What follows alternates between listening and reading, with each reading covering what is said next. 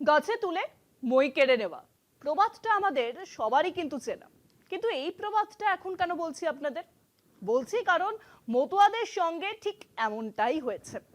শুভেন্দু, শান্তনু ঠাকুর, সুব্রত ঠাকুরদের মতো বিজেপি নেতারা মতুয়াদের নাগরিকত্বের টোপ দিয়ে গাছে তুলেছিলেন।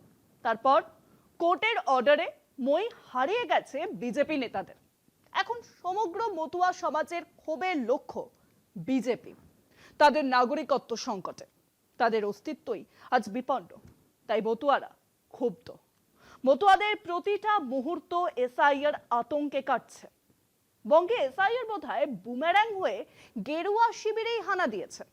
বাঁচতে বিজেপির শেষ ভরসা মোদি।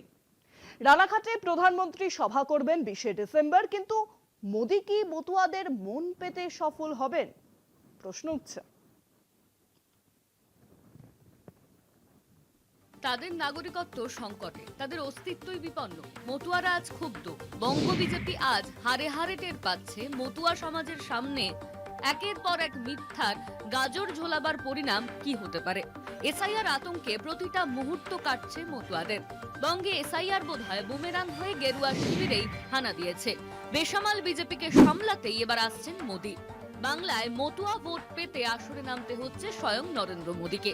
এসআইআর এর খসড়া ভোটার তালিকা প্রকাশের 4 দিন পর আগামী 20শে ডিসেম্বর রানাঘাটে সভা করবেন প্রধানমন্ত্রী।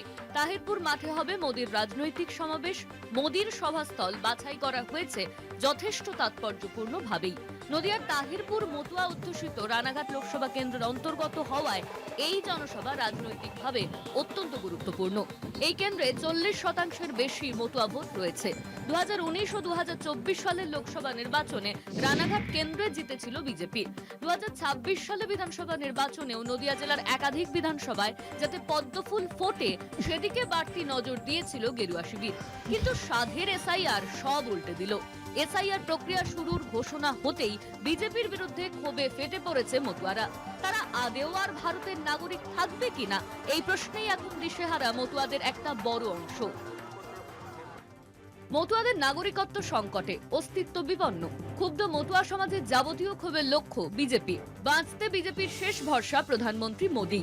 মতুয়া মন পেতে 20শে ডিসেম্বর প্রধানমন্ত্রীর সভা। মোদী কি বার্তা দেন তা নিয়েই কৌতূহল তুঙ্গে।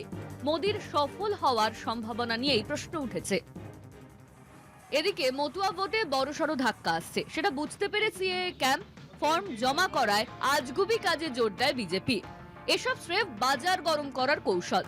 কিন্তু এর পরের ধাক্কাটা যে আরো মারাত্মকভাবে আসছে তা বিজেপি আন্দাজ করতে পারেনি। সেই ধাক্কা হলো মতুয়া ইস্যুতে সুপ্রিম কোর্ট পর্যবেক্ষণ।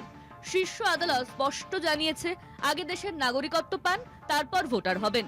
স্বাভাবিকভাবে এতে আরো আতঙ্কিত হয়ে বিজেপির থেকে সরাসরি মুখ ফেরাতে শুরু করেছে মতুয়া সম্প্রদায়। সেই ক্ষোভ সামাল দিতেই সভা করতে হচ্ছে স্বয়ং মোদীকে। মতুয়াদের মন পেতে তিনি কি বার্তা দেন তা নিয়েই কৌতূহল তুঙ্গে। কলকাতা টিভি।